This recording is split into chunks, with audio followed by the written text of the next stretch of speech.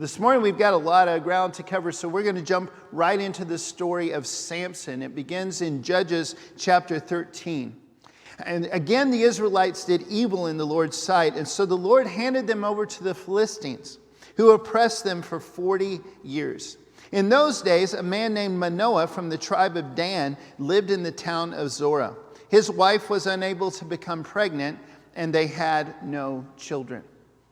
One of the things I like to remind people as we walk through Bible stories together is, well, two things actually. It's a dual truth. One is they're actual history stories. This is actually how it happened. This is real. And we have documentation for these stories outside of the Bible. Many of them are mentioned in other places. We know that these are real stories. But sometimes people get tripped up because there's these familiar themes that happen. For example, have you ever heard another Bible story? Oh, goodness, I don't know what's going on with my voice. Give me a second. Have you? There it goes. Have you ever heard another Bible story where something happened for 40 years? Have you heard a Bible story where people had trouble having a child and then an angel shows up and they have a very special child? Okay, those are little breadcrumbs God is dropping for us. Those are his fingerprints where he's making sure that his will happens no matter what we mess up. So don't let those trip you up and go, wait a second, somebody's making this up. That's the same story. It's just God's fingerprints. Does that make sense? So here's what happens. An angel does show up and he talks to this woman. He says, you will become pregnant and give birth to a son, and his hair must never be cut, for he will be dedicated to God as a Nazarite from birth. He will begin to rescue Israel from the Philistines. Now, the Nazarite vow was a really interesting thing. It had everything to do with making another vow. It was a kind of an outward symbol that you had made a special vow to God. Most of the times, the Nazarite vows were made by adults, and they would choose to do this for a season. It wasn't a lifetime thing. That was very rare. This is extremely rare for someone to be dedicated as a Nazarite at birth. But there are a couple things you need to remember. You've probably heard some of these before if you've heard this story, but it really helps to understand how the story goes if you remember these things. Number one, Nazarites never could cut their hair. And I'm talking about period. No razors, no trimming, no nothing, no cutting at all. Nothing sharp touched their hair, okay? The other thing was they couldn't have anything that came off a grapevine. No raisins, no grapes, no grape juice, no wine, nothing that came from grapes. They couldn't touch anything dead or anything that had touched something dead under any circumstances whatsoever. All of those were symbols that people would notice. They'd go, wait a second. Oh, you're a Nazarite. And the longer their hair got and the bigger their beards got, the more they'd go, yeah, he's a Nazarite. You know what I'm saying? It was an outward symbol. This person has a purpose. This person has made a vow to God. They will get something done. You see that the first time it's described in the scriptures is actually in Numbers chapter 6. And it says this is a ritual law of the Nazarites that outlines all the rules. It says, and they must be careful to do whatever they vowed when they set themselves apart as Nazarites. Now, this is very important to God that we keep our vows. Jesus even said this in the New Testament. Dad last week talked about this in the story of Jephthah. But I want to make something really, really clear that it's another one of those dual truths. They go together. Okay? Jesus said, don't make a lot of vows because you have to keep the vows you make to God. He expects you to keep them. Let your yes be yes, your no be no. Has anybody heard this before? It's a really important thing. In the story of Jephthah, you see that. But let me tell you something else that I don't want you to miss in the story of Jephthah or Samson today. Things are getting worse and worse and worse with these judges. And they do not know God anymore. They are treating God like he's one of their idols. They're making up their own version of God and serving that. If Jephthah would have actually known God, he would have actually intimately known God, known God's character, known God's heart. He would have known, yes, God wants you to keep his vows, the vows you make to him. But if it came down to breaking a dumb, sinful vow or killing your child as an act of worship to God, there's no choice there. And the fact that he went through with that, the fact that she went through with that is not so much, it's not at all an expression of his nobility. It's an expression, he has no idea who he's dealing with. Does that make sense? Amen. So it's absolutely true that you've got to keep your vows to God. Samson, you're going to see, he should have kept those vows. Things did not go well because he did not. But what's really obvious is Samson doesn't know God. He's not experiencing a life with God here. When her son was born, she named him Samson. The Lord blessed him as he grew up, so he had a chance there. The Spirit of the Lord began to stir him when he lived in Mahanadan, which is located between the towns of Zorah and Eshtaol. So again, he had a chance. He could have. The Spirit was already moving him and empowering him. It could have gone really well. But I'm sorry, I've got to derail. This week, somebody said, hey, sometimes we feel like you're drinking from a fire hose. It's just too much information. But I can't help myself. Some things are just important. So I got to share this with you, okay? First off, the Philistines were a seafaring people. We often picture them as just really great big white Romans. And that's not what they look like at all. They're actually documented in a bunch of different places outside the Bible. They look like that on the right. Look on the left. That's like Bible stories that I grew up with. Look at David. That is the whitest dude there's ever been. And he's like running around in his underwear. I know he wasn't wearing, that's just weird. And Goliath, that's not what Goliath looked like. Whatever they look like, the Philistines wore that kind of a headdress very consistently in all ancient documents and drawings of them. That's from the tomb of Ramses III. That's what Goliath would have just been a very, very big version of that. And when you see Philistines interacting with them, it's a whole bunch of those guys. Okay? Does that make sense? Second thing, Samson did not look like this. Here's what we know for sure. He had a huge beard. He never cut his hair ever. Look at that guy. He's clean shaven. His hair's about this long and it's nice and cut and trimmed. No way. Nothing like that. And I don't think he was that pale skinned either. Sometimes the pendulum swings the other way. Look at this guy. He didn't look like this either. We're closer. That's pretty long hair. There's a little bit of stubble going on. His hair's a little darker. Or his skin's a little darker. I'm down with that. But he probably wasn't a black guy. He was an Israelite. Okay. So the closest thing I could find. This was hard. This was a struggle. I want to show you. I think it's like this. This is the closest. A lot darker than me, at least, okay? And he's got like a Duck Dynasty beard going on, okay? It's like huge and big and untrimmed. And then he's got the most epic man bun you've ever seen because the guy has never cut his hair. It says later in the story he wove it into 7 braids to keep track of it, and he somehow got to get it out of his way. Are you with me? So as you picture this story today, instead of picturing a great big, Arnold Schwarzenegger with slightly longer hair, I want you to picture something more like this, fighting Philistines like they actually looked like. Is that cool? All right, back to the story. Here we go. So the first thing Samson actually does is he goes to the village of Timnah, which is a Philistine village. But he doesn't go there to fight them. He goes there to hang out. And while he's hanging out, he falls in love. So he comes home and he says, hey, I met this girl. She caught my eye. Cool, that's great. She's a Philistine. And his parents are like, couldn't you find a Jewish girl? Come on, what's wrong with you? But it's, you like Fiddler on the Roof too? I love that music. Tradition. But anyway,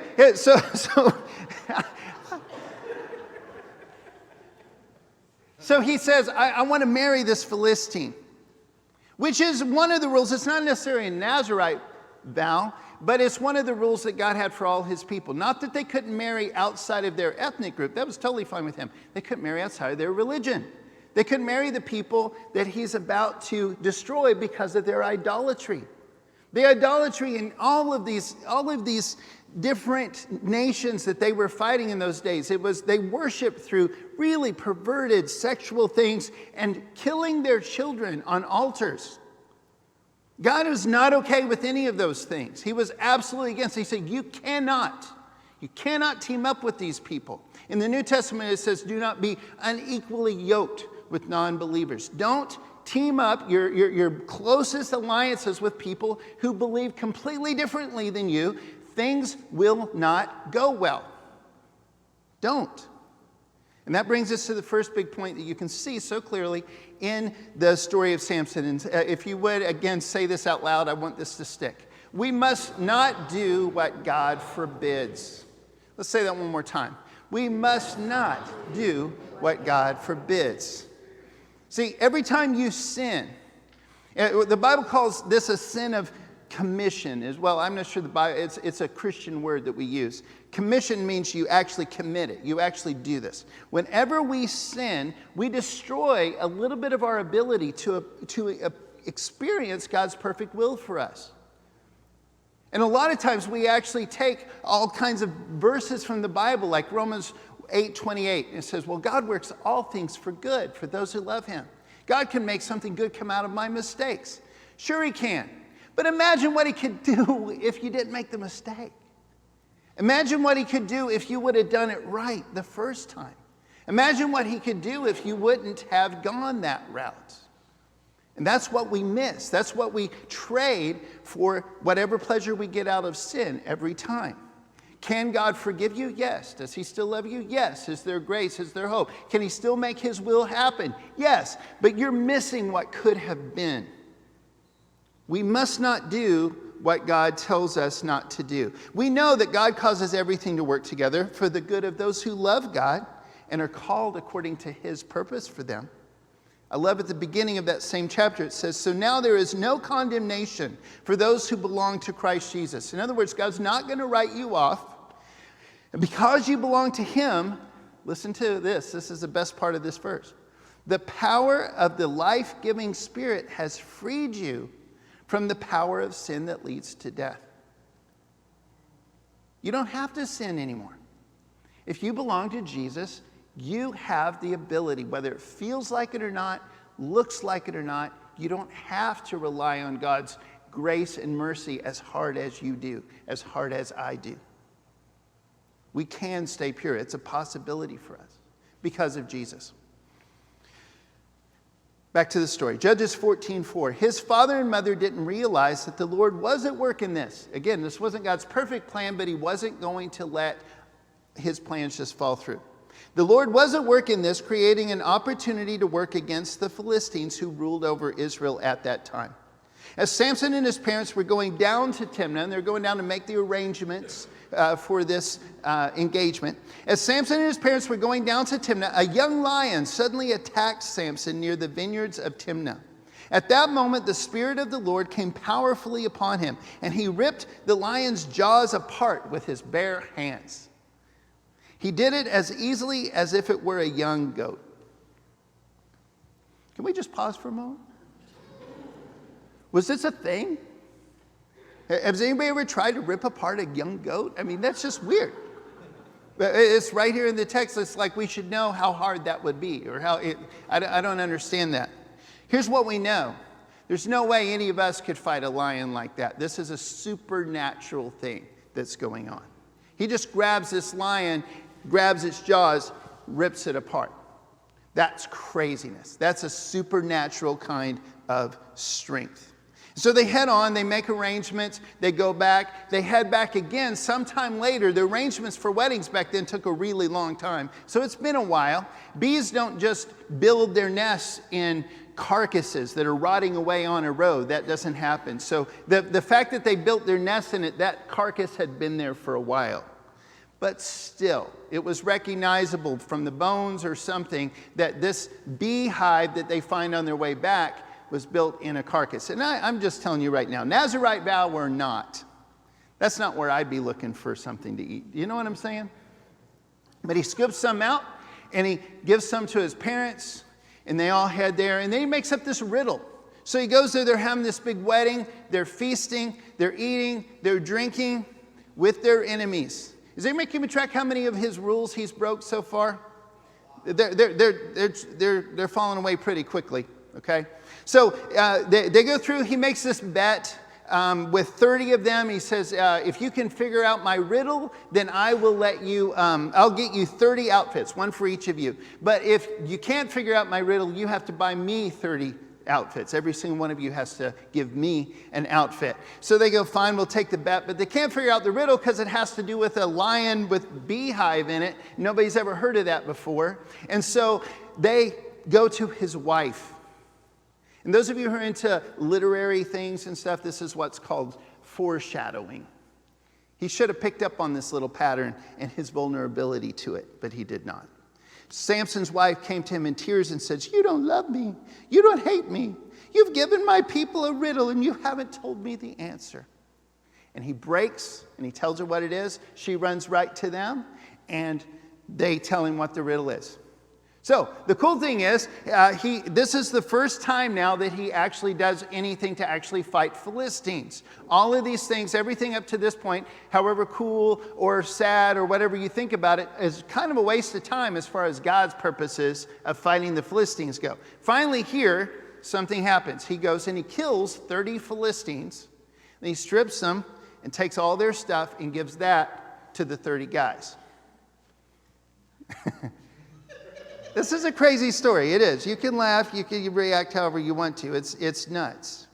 Then they get mad about some other stuff. He goes home for a while. He goes back. He spends some time with, he goes back to his wife and they've given her away to somebody else. So he gets mad about that. Here's the really bizarre thing. He grabs 300 foxes. I don't know how long it takes to catch 300 foxes, but he catches them, ties them together in pairs. So there's 150 pairs, ties a torch to each one of those pairs, lights it, and lets them all go. So you've got 150 pairs of terrified foxes with fire burning behind them, running everywhere. And the scripture tells us that it destroyed all of the grain, all the vineyards, and the olive groves of the Philistines. It's craziness. So they get mad and they burn his ex-wife and all of her family to death.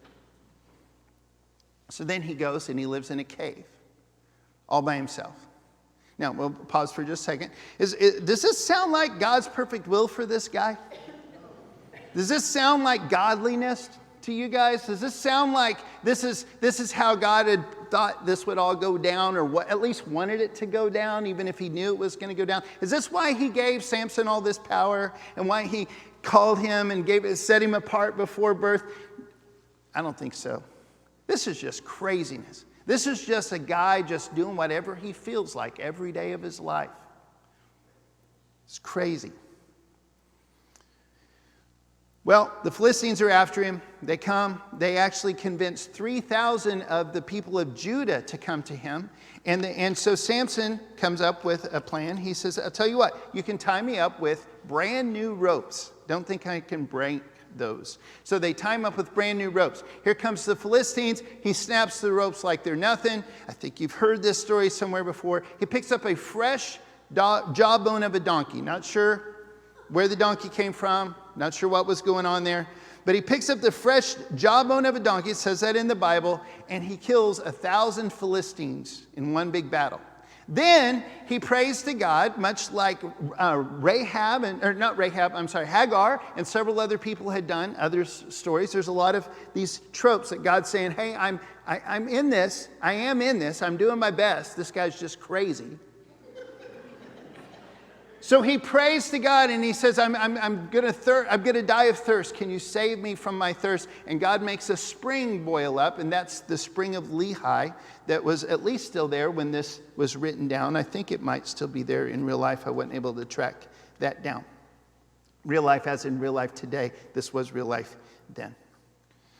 So Judges 15-20 sums it up like this. Samson judged Israel for 20 years during the period when the Philistines dominated the land. In other words, all of these stories happen over the course of about 20 years, and he never really made a big difference at all. Somewhere in the middle of those 20 years, possibly toward the end, he goes to a Philistine city again, Gaza, again, not to do what he should be doing. He goes and he visits a prostitute.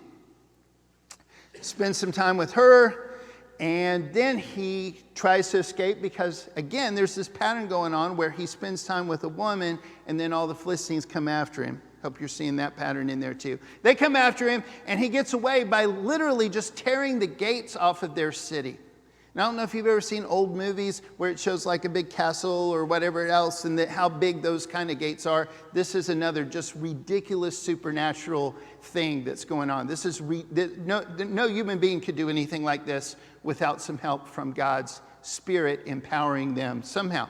And I got to say, when I was a kid, Samson was my favorite character in the Bible. Jesus was a close second, but Jesus never carried off gates of cities and stuff. You know what I'm saying? He never ripped apart lions with his bare hands. Samson was cool, I thought. But this guy missed it on every single level. His empowerment was cool. What he could have done was cool. What God still was able to make happen through him anyway was cool. But Samson was not cool. He's not my hero anymore. Sometime later, Samson fell in love with a woman named Delilah who lived in the valley of Sorek. So we always assume she's a Philistine, but it doesn't say that. Sorek is a valley on the border between the land of the Philistines and the Israelites. She could have been either one. It actually implies that she's one of the Israelites. Just throwing that out there. It doesn't say one way or another, but it's implied. A lot of scholars believe that, and it makes a lot of sense to me that he finally learned at least that lesson and actually went after a Israelite woman this time. Did not marry her, still is not doing everything right, but maybe he got that right. That's at least a possibility. I want to give the guy as much of a benefit of a doubt as I possibly can. Don't know that for sure. Falls in love with her. She lives in the valley of Sorek. The rulers of the Philistines went to her and said, "Entice Samson to tell you what makes him so strong, and how he can be overpowered and tied up securely. And then each of us will give you 1,100 pieces of silver." How many have heard this story before? That's what I thought. It's a pretty well-known story. So you know where this is going. Watchman Nee says this: "An affection which is not inspired by the Lord will soon be transformed into lust. Samson is not alone in the history of man in failing in this regard." It's amazing what we will do, male and female, married, unmarried. It's amazing what we will do to save a relationship with someone who actually doesn't really love us at all, at least not as much as God does. It's amazing what we will do to save a godly marriage, and that's a good thing. If there's hope of restoring a broken but could be healed godly marriage, that's a wonderful thing that amazes me. I have so much respect for people that will fight for a marriage and make it still work. But what really disturbs me is how many people will fight that hard or harder to keep a sinful relationship going. Something that's tearing them further and further apart from God every day. But they'll fight for that one. That's exactly what Samson is doing here. And he should have known just how broken it was. He should have seen that if her love for him could be bought, she could be paid off to betray him. This wasn't real love, but he doesn't see it. Instead, he just goes through his little riddle thing again. "Oh, tie me up with 7 new bowstrings. Tie me up with brand new ropes." Same thing he tried earlier. Tie me up with, braid my hair into a loom. Doesn't work. And every time she brings the Philistines to attack him, every time she does exactly what he says would make him vulnerable, tries it, and every time he busts out. But he doesn't see that pattern. He doesn't see what's happening. He's blind to that. And of course, the last time he literally becomes blind. Because the last time he finally breaks and he tells her the one rule he hasn't broken. Out of all the Israelite rules and all the Nazarite rules, the only thing he'd kept is he still had the Duck Dynasty beard and the man braid. You know what I'm saying? That's it. He goes, "You know what? If you cut my hair, that'd be the secret of my strength." Which again is proof that he doesn't know God and he doesn't know how this works. It's not about his hair. It's about the Holy Spirit empowering him. The hair is a symbol.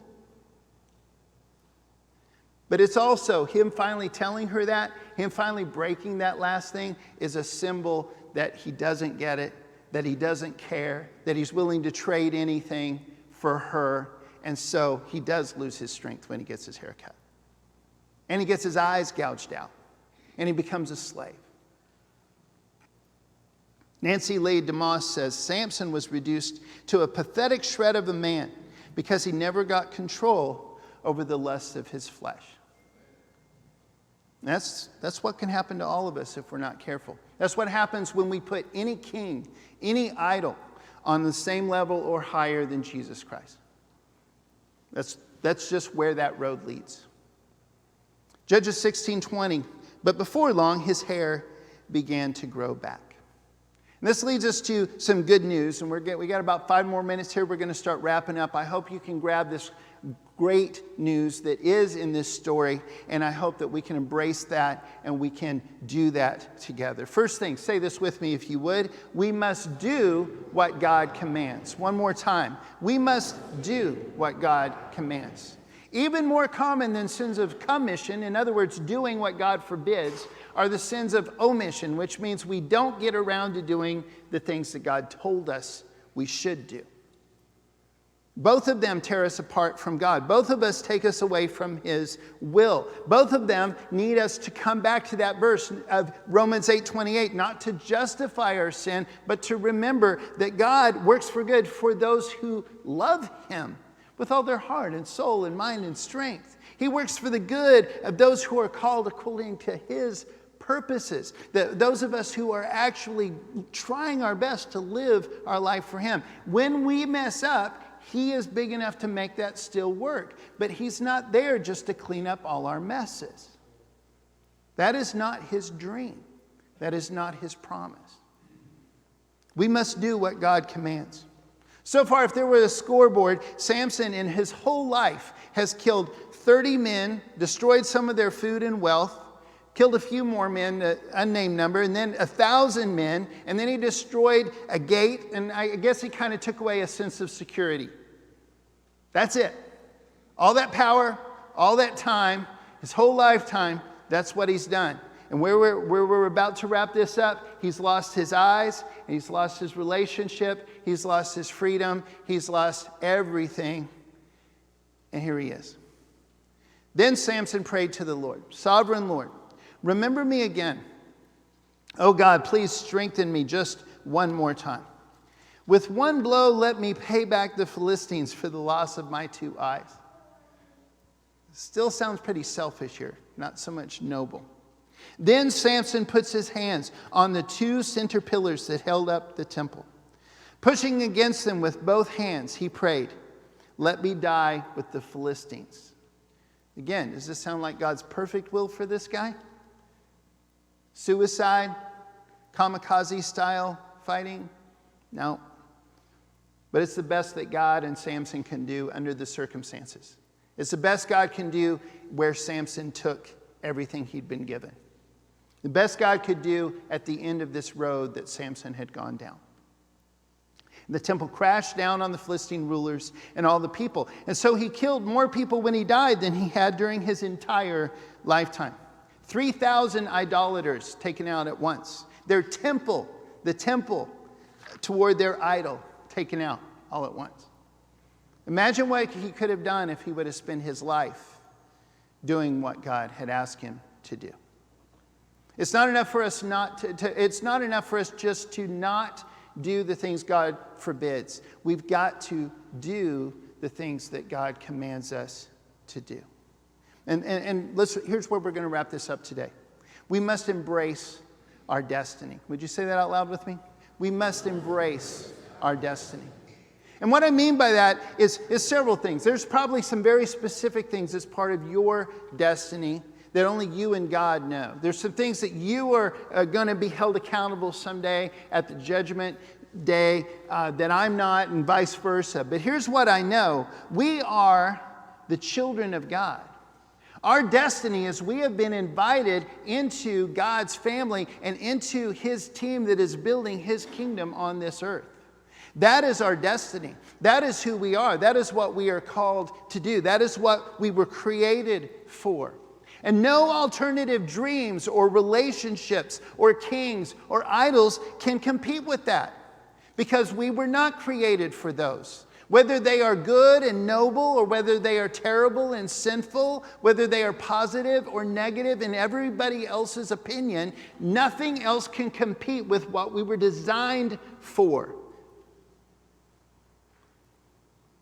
We've got to embrace our destiny.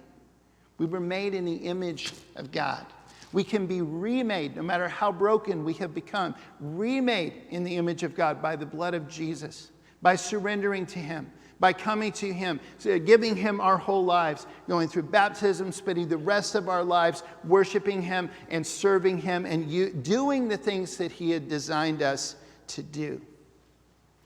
Aldous Huxley is not really a prophet or even a theologian, but I love what he says here. Moloch, sometimes written Molech, was the main idol that supposedly demanded human sacrifice back in these days. There were several others, but this was the one that they would kill their children and burn them alive as worship for this idol. Aldous Huxley says every idol, however exalted, turns out in the long run to be a Moloch, hungry for human sacrifice. Any other destiny you embrace and say, that's my destiny. That's the one I want to identify with. That's the one I want to be. That's the one I want to claim for me. That's the one I want to everybody to know me by. In the end, is going to demand your life. But when we embrace God's destiny for us, we get to see what life is all about. And here it is in a nutshell, Ephesians 2:10. For we are God's masterpiece. He has created us anew in Christ Jesus so we can do the good things He planned for us to do long ago. This morning, I'm not sure where each of you are coming from. I know that all of us have sinned. All of us have hurt God and those around us many times because we're human beings. Maybe you feel like that defines you today. Maybe you feel like where you're coming from, you're kind of like Samson. Your whole life has been about that. I hope from this story that you take some hope that God can still make good come out of even a completely broken situation. I want you to know that God can take you from wherever you are right now and completely change your present and your future. And that is the destiny you're being called to this morning. I invite you to remember that and to stop doing the things that God forbids and to start doing the things that He commands, beginning by giving your life to Him today. Maybe there's some other way that you need to embrace your destiny today. Maybe you'd like to officially join this congregation. Maybe you'd like to come forward and just pray, have someone pray with you. Maybe you'd like to tell a testimony. I don't know. I don't know what else God might be wanting you to do this morning. But I invite you, and God invites you to embrace your destiny today. Imagine what could have happened if Samson would have given all of that power, all those opportunities to God and tried his whole life to accomplish God's purposes. Imagine what God can do with you guys and with me and with this church and with all God's people around the world if we all embrace that. That's the dream that I'm asking you to accept this morning as we stand and sing.